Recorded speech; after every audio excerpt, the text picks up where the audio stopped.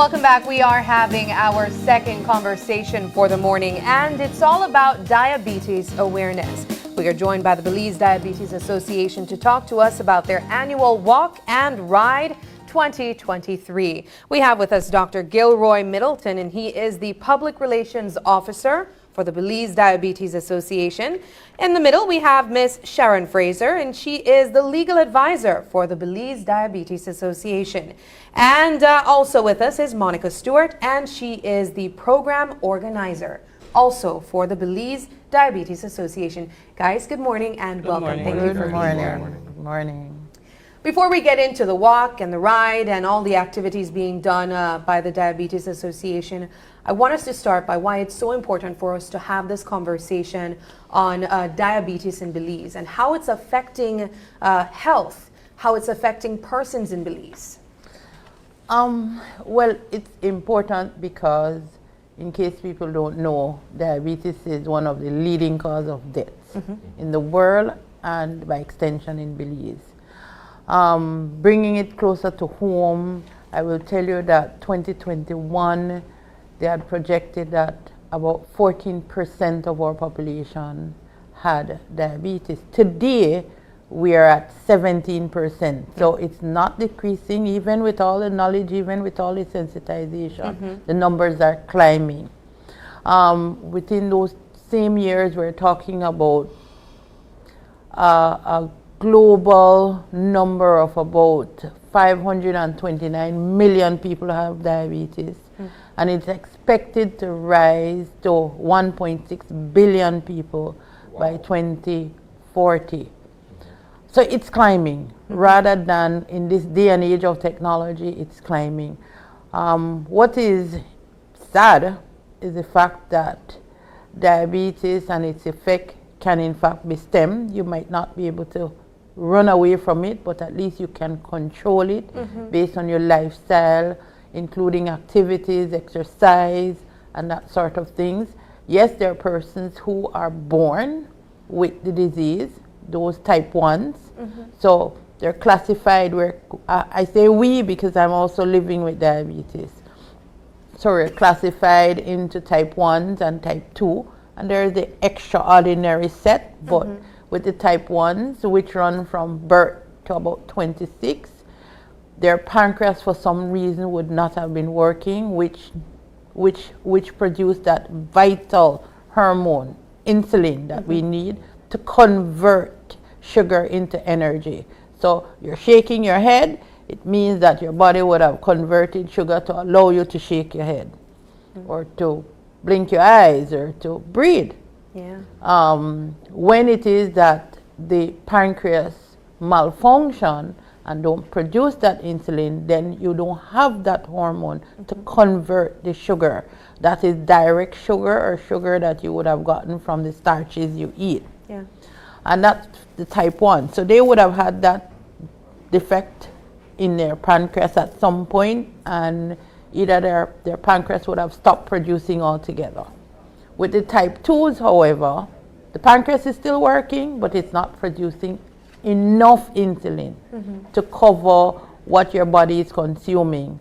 So that is where you would need medication to assist with that process.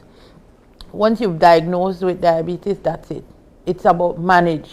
Can't be reversed. It can't be, despite what they're saying, you're a diabetic, you're a diabetic. Yes, there are persons who are controlling it so that it would seem that in fact they've gotten over, but once you're a diabetic, you're a diabetic, right? Managed care is what is important, and that is where the type 2, most persons would have developed based on lifestyle. Yes, family history comes into place. In my case, my mother was a diabetic, her mother was a diabetic, my father's mother was a diabetic, so I was surrounded by diabetes. Right? No. If some of the information I know now I knew then, maybe I could have stemmed the onset of diabetes. I developed gestational diabetes, which is another type, and it only happens with women because it's while you're pregnant. And it went away. But okay, so it went away. I wasn't paying as much attention, but that would have been the ideal time for some of the information I know to have known then. It's critical because diabetes affects your entire body, from your hair to your toe. They call it the silent killer. Yes, definitely, because you're here and you don't know what is going on inside your body. In the meantime, it's damaging your eye vessels, it's damaging your veins, it's damaging your heart, it's damaging your kidney. So it leads to a lot of complication if it's left unattended. And that is why it's important for us to bring this message across. And what we're trying to do with the activities that we're doing, this is the month, Diabetes Month. Diabetes Day is specifically 14th of November. And I wish that we could do this all year. So rather than you only see us in November, because this is crucial. If you look at our statistics, people are dying from diabetes and its complications. It's a silent killer though, and that's the thing that makes it all the more devastating, if I could use that description, because while we keep records of persons who get shot and killed, this and the other, diabetes flies under the radar, but it claims more lives if you look at it from that perspective than the actual road traffic accidents, than the homicides and what have you. I think it's hard to not know someone that does not have diabetes. And then when you add things like COVID, oh my God, you've added an additional thing, so that persons who are diabetic really took a toll. COVID took more of a toll on them than persons who are not living with the disease. Let's get Dr. Middleton involved in a conversation here. You're a man that seemingly wears many hats. What brought you to the Diabetes Association, and how you got involved with becoming the PR officer for the association? Well, first I got involved in the Diabetes Association. My aunt assigned me to it. Okay. She gave you a task. Yes, via one of her colleagues, Mr. Castillo. I have type 2 diabetes. So my pancreas produces insulin, but not enough, and there are too many ebbs and flows. So I'm taking medication, currently working out, but more with the gym. Yesterday, when it wasn't raining, I did a 2-mile walk from Gwenliz to Leslie's Imports and back, just trying to get ahead of it. It's been life-changing. Apart from having type 2 diabetes, I have neuropathy. I have 3 toes where I have pins and needles in them. So that's very challenging.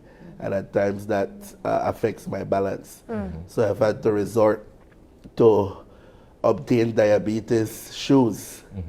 Cost more than a Nike and a LeBron. What's a diabetes shoes? It has a deeper depth and a wider width. Okay. For example, most days my feet would swell, and then when I relax, it would contract. So you have diabetes shoes, as I've learned, diabetes socks, diabetes lotion, diabetes tennis, but I prefer a Nike.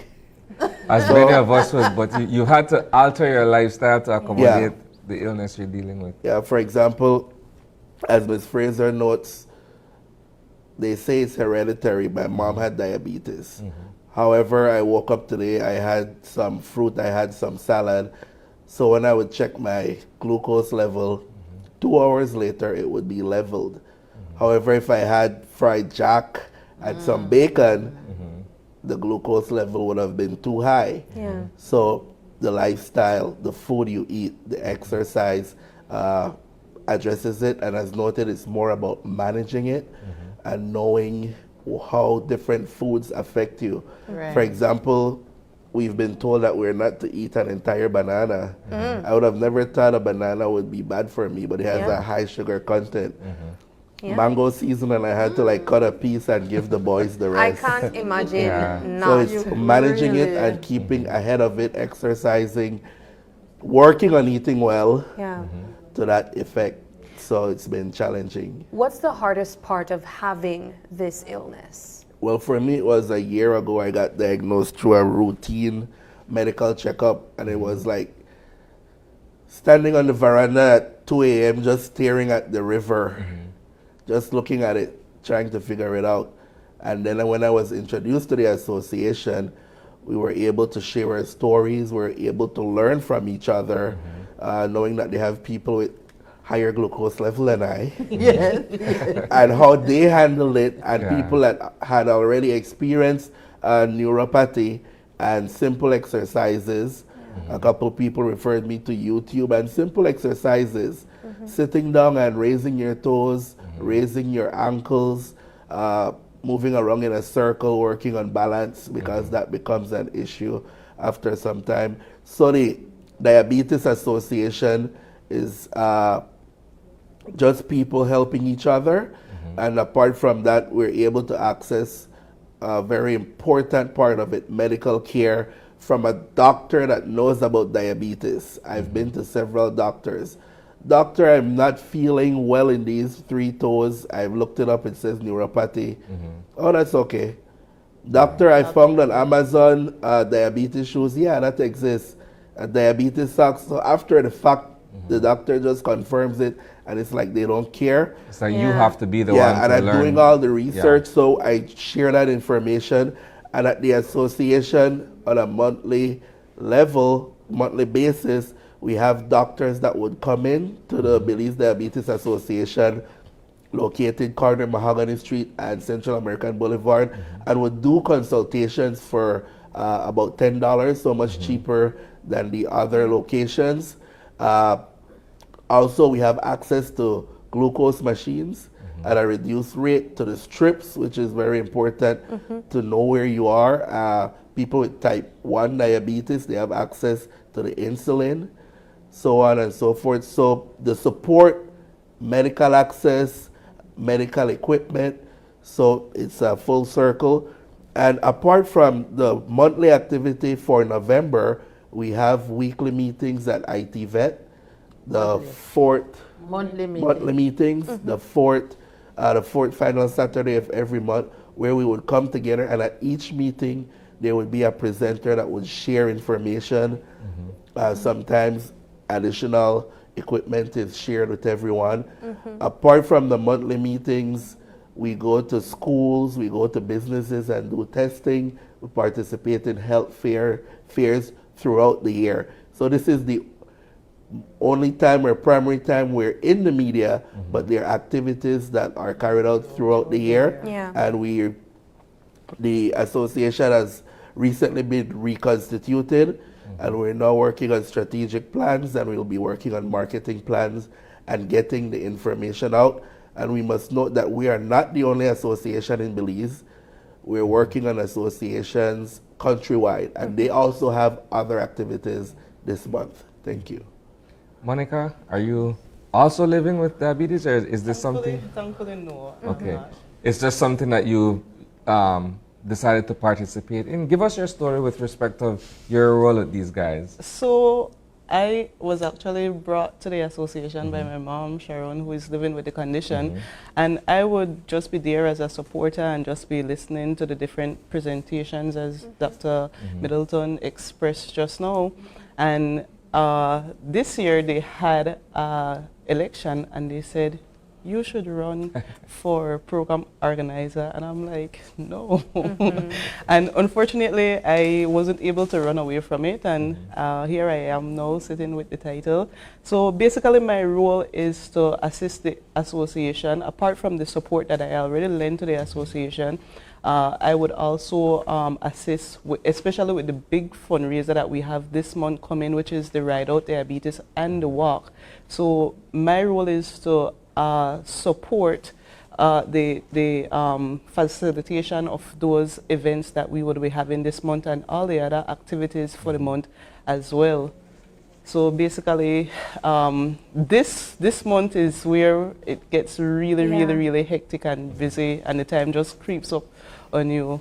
You know, I want to pose the very same question to Ms. Sharon on what is the worst part of this illness for you? It is managing, really, because while it is, I embraced diabetes. I had no choice. Remember I told you I developed gestational diabetes, so I was forced into looking at my diet critically. I tell people that whenever anybody comes to me and talk about, oh, pregnant women are eating for two and should eat for two, that is really not so. Because during the time I was pregnant, I had to resort to one slice of bread, wheat bread, one slice, and I'm with child. So this thing about, well, I need to eat three because I'm eating, that's foolishness. At the end of the day, as the months went by, I was losing weight, which is what they had requested of me during my pregnancy. Imagine that. You're pregnant, the baby is growing, and you're losing weight, which is in fact ideal. The opposite of what you would imagine. But it was good for me and good for the baby I was carrying at the time, because diabetic mothers have large babies. And that you might say, okay, fine, that's good, but no, it's not good, because the babies are growing, but their organs are not properly developed because of the rate that they're growing, right? Imagine giving a child sugar. And I'm sure you must have heard you don't give children sugar in the evening or night because of the burst of energy they have. Well, this is what is being translated with the diabetic mother, is that the sugar is being pumped, so the child is growing, it's growing, but the organs are not growing as fast, so they normally have that kind of complication, diabetic children from diabetic mothers who are left unattended, right? So in my case, I was forced to embrace it. No, coming to where we are now and how do I deal with it, it's really not easy. Some days are good, some days are bad. As the doc said, when mango season come in, I punish because I like mango, and I mean, I have a tree that have big mangoes on it, and I can't eat one of those. The other day I took one off, and I took half of it and I gave Monica the other half. I can't eat it. I mean, you want it, and that is just it. The cravings are crazy, but there come a point in time when it is you have to do what you have to do.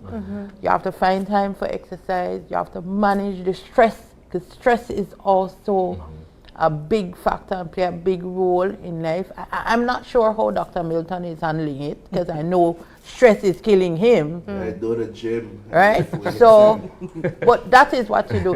It's hard. It's hard, and then you have people behind you saying, you want to eat that? You're drinking that? Oh my God, you don't have a cup of juice, one next one? Yeah. And that is what you hear. So they're not looking at you, and you're trying to manage, you're trying to live. The empathy is not always there. It's not there. It's not there.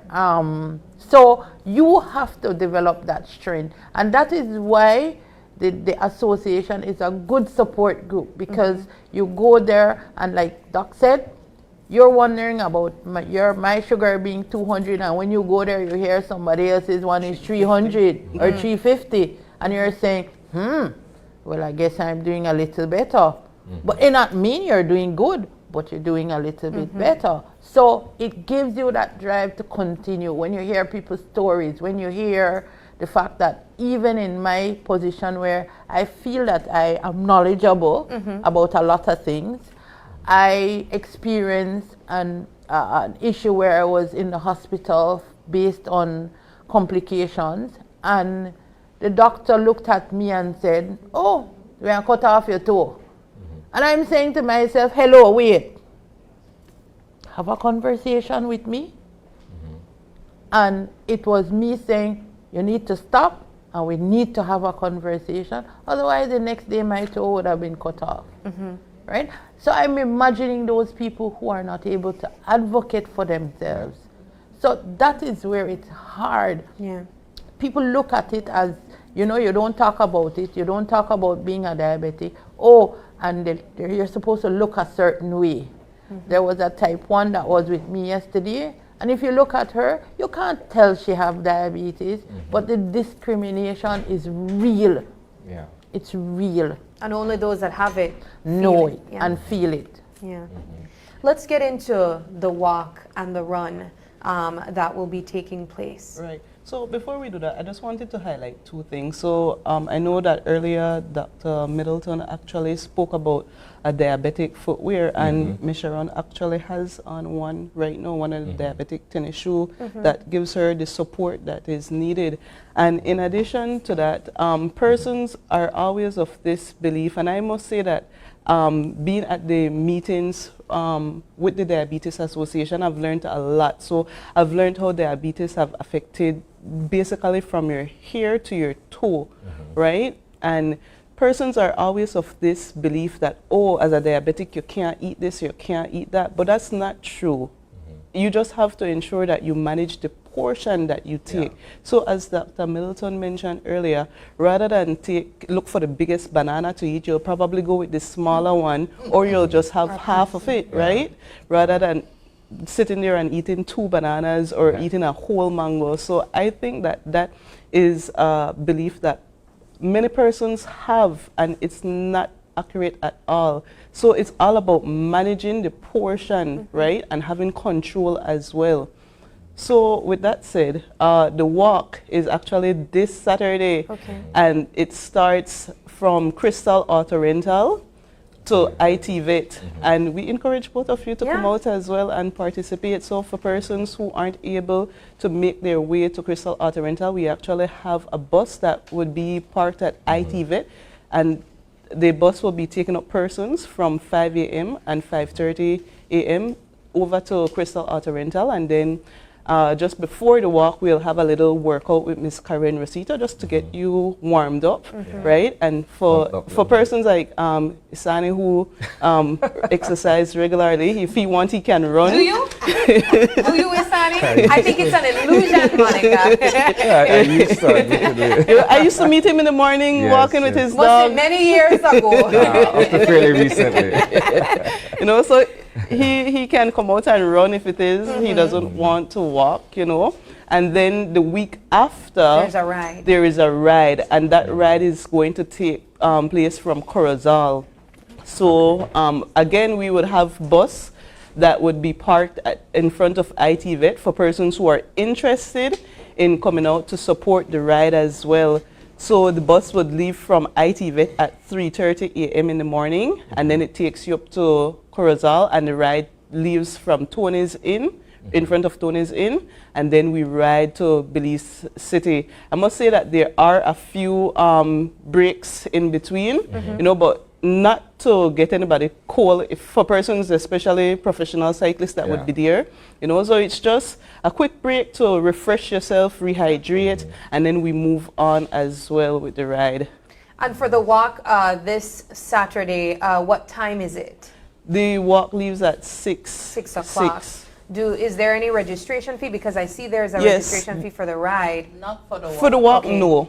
No. But we have T-shirts on sale for persons who would be interested. Support. Remember that we are a non-profit organization. We get no subvention from government. So whatever funds we need to do our work is what we raise out of the supplies we sell and whatever fundraising we have. So selling T-shirts, they're $20 for one, can be gotten from the office at corner Mahogany and Central American Boulevard. That is where the office is. As far as the ride is concerned, you're right, there is a registration fee of $25. What do you get with that? You get hydration, you get Gatorade, you get any snacks that are available. We'll even have coffee for people in the morning before they start, and along the way and at the end of the ride, it is that we'll make sure that we feed the individuals as well. So it's not a lot, but it helps towards us doing our outreach. I want to encourage persons to come out. This is not a race. You don't have to be a professional rider. The only requirement is that you have a good bike and a helmet. We're insisting that persons wear their helmet. And in case you're wondering, I wonder if I can do it. Well, I have done the ride. Really? I've done the ride, and I've said at the start of when we started this fundraiser, I remember getting up every morning and riding, rain, shine, riding to 6 miles Bolton Bridge and back every morning, Sunday to Sunday, preparing myself for this ride. Putting my mind at, okay, at least I wanted to ride from Corozal to Orange Walk, that leg. And I remember saying to myself, okay, I can do it, I can do it. And when I got on the bike, I was like, okay. In case people are wondering or thinking that it's flat between Corozal and Orange Walk, that is not true. There are at least about 5 hills, and you feel it on a bicycle. And I was there saying, oh my God, what did I get myself into? And then all I could have thought about was, how do I get over the hill that the police station is on in Orange Walk? But I did it. And like I say, it's not a race, so I did it at my own pace with the support of other riders. I must acknowledge the professional riders out there, because year after year, as long as we've had the ride, they've come out and support the non-professional riders like myself and Monica. Because I can remember there, I'm tired, I want to get off the bike, and they're saying, no, Miss Sharon, you just hold on and then push you along.